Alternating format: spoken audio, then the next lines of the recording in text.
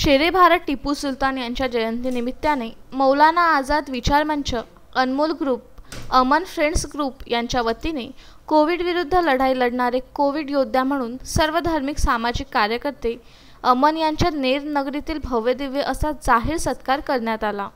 लॉकडाऊनच्या काळात सरकारी हॉस्पिटलसह इतरही दवाखान्यातील रुग्णांना काजू, बदाम, अंडे, मटण, दूध व अन्य पौष्टिक भोजनाचे वितरण करण्यात आले। त्या लॉकडाऊन काळामध्ये अनेक गरजूंना अन्नधान्याच्या किटचे वाटपही करण्यात आले।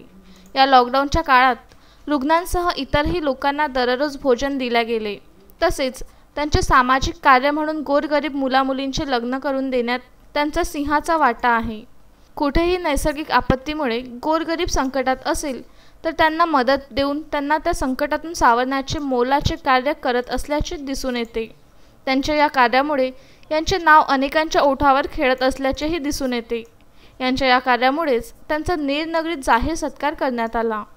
यावेळी बिकेश मालानी, मुसा टिक्की, सहबत अहमद, मुन्ना शेख, साबिर खान, सुनील वानखेडे, सोयब खान, नासिर खान, शौर खान, शादाब फैज, जाहिर इक्बाल, इम्रान खान, टिपू खान, जुबेर खान, वसीम मिर्झा व अन्य कार्यकर्ते उपस्थित होते।